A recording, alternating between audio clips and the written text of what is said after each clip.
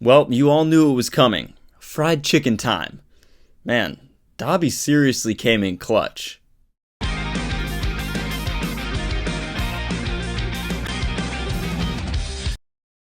What's up guys, it's Truth Hero, and welcome back to another My Hero Academia chapter review. Boku no Hero Academia chapter 265 of the manga. We'll discuss everything from Amajiki, Fat Gum, to Tokoyami vs ReDestro, and of course this fight between HAWKS twice, and now Dabi, and really what it means for a lot of characters in the series. So, without further ado, let's dive in. The chapter opens with our adorable shy boy Tamaki Amajiki talking about the enemies concentrated in the Paranormal Liberation Front's mansion. He's already blocked off most of the routes out and the exits as we saw in the last chapter, so maybe the heroes really do have this under control. Knock on wood. Fat Gum says there are still 5 passages left and they're out of Cementos's reach, so it's up to Tamaki, Fat Gum, and Tokoyami to take care of them. And I'm really excited for this trio. They have a lot of weapons and abilities that they can use together. Although I think it would have been more interesting to see Tokoyami actually with HAWKS, but I get it. What HAWKS did had to be done in advance and he wasn't with the heroes when this raid started. So maybe we'll get to see Tokoyami in the end here actually help HAWKS against Dabi. That would be pretty cool, and we'll discuss that a bit later. Fat Gum leaves it to Tamaki to take care of these villains, and we have yet another great scene of a student using their quirk in a pretty creative way by Horikoshi. Sun Eater goes into Chimera mode and transforms into a centaur with horns, and then he has his trademark tentacles, or what appears to be whips, that actually have fruit or pineapples at the end of them. Regardless of what this style is, it's another bad day to be a villain. However, what Tamaki Amajiki says here is perhaps more important to our story. He says, starting next year, I, Sun Eater, will be a sidekick at Fat Gum's hero agency.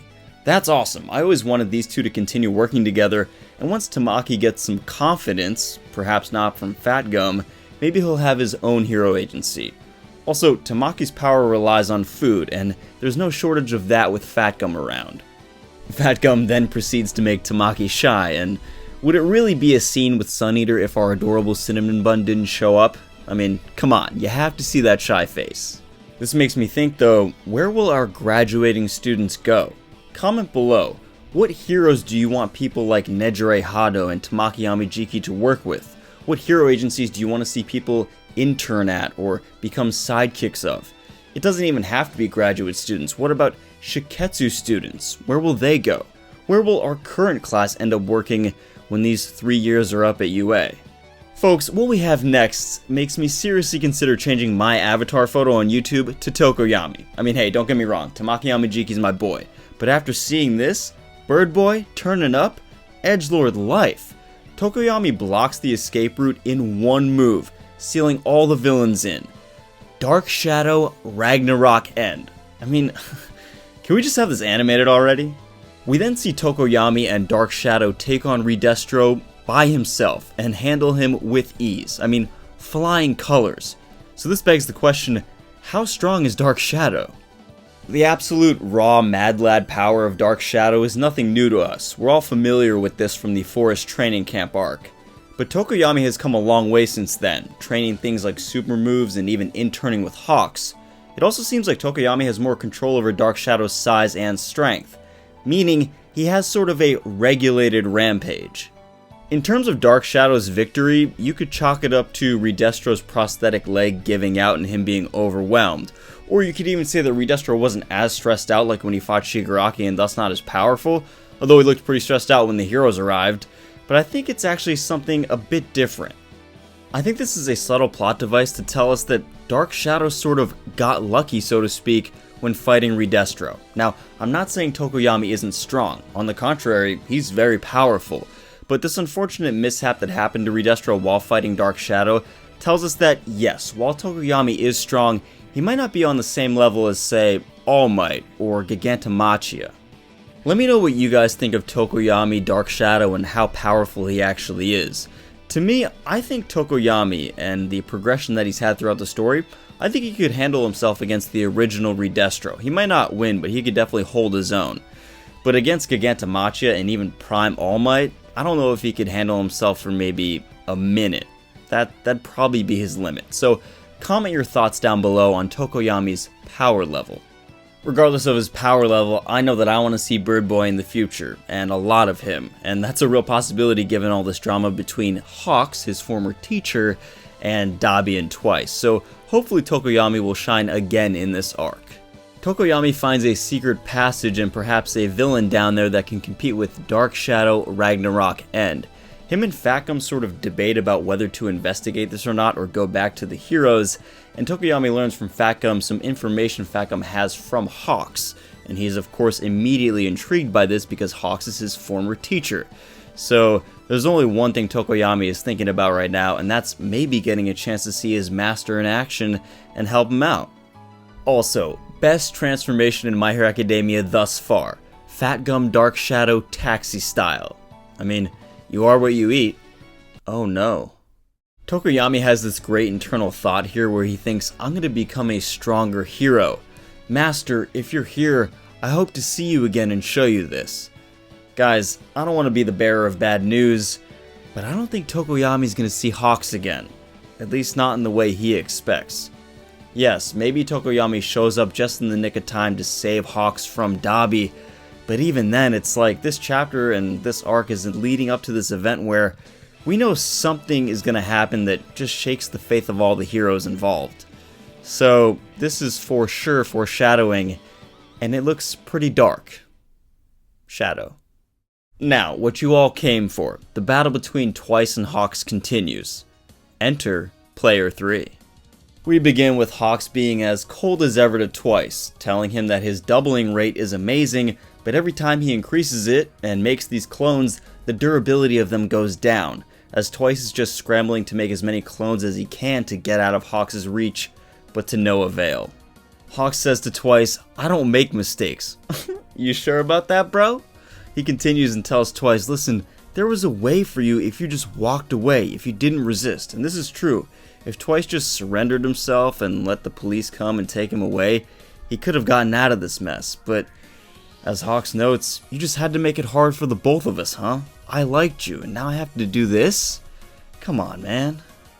Twice then creates clones of his League of Villain members, and HAWKS eliminates them in a flash. He's doing everything he can to get away from HAWKS. He's desperate. He's in full panic mode. But you also get the feeling that he's doing everything he can to get away from his demons, from his past, from the mistakes that he's made that have led not only him to this point, but also put the League of Villain members and the Paranormal Liberation Front in danger by trusting HAWKS.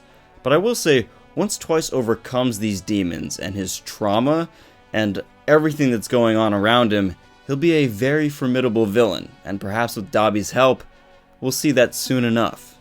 HAWKS takes it to the next level, further provoking Twice into a corner and actually slashes him across the chest and pins him to the ground, saying, I don't give up.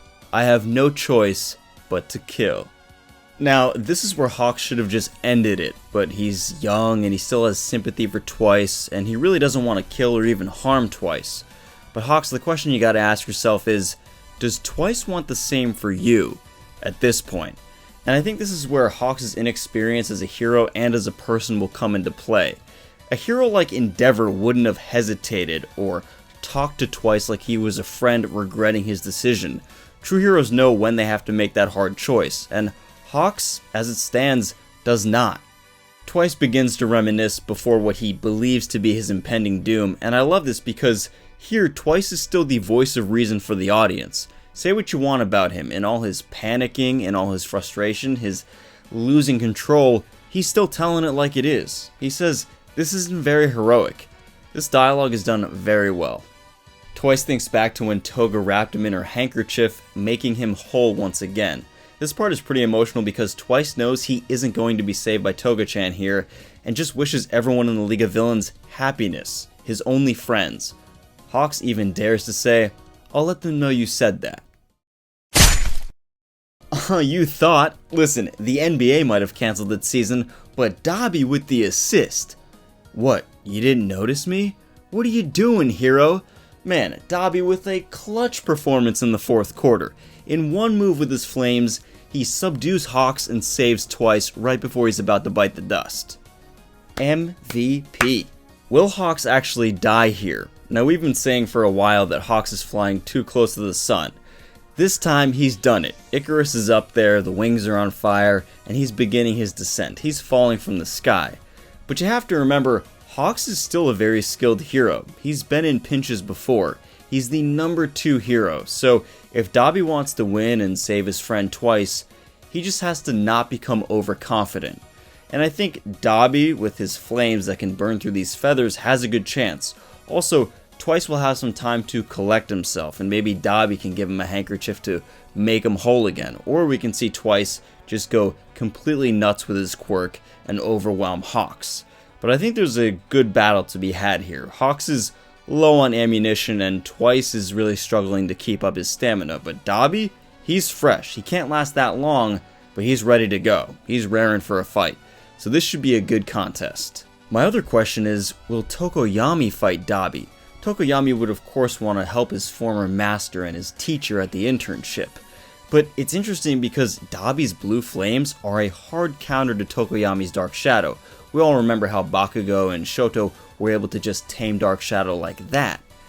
However, in this chapter when Tokoyami thinks about HAWKS, he says, when he's repeating what HAWKS told him, that he should step out of his comfort zone and find a way to be a hero no matter what the situation is. So this would be very interesting to see if Tokoyami and HAWKS, with their backs against the wall against Dabi's quirk and of course Twice's, could find a way to pull off that W. That would be a very interesting scene, and of course we get to see some chemistry between HAWKS and Tokoyami.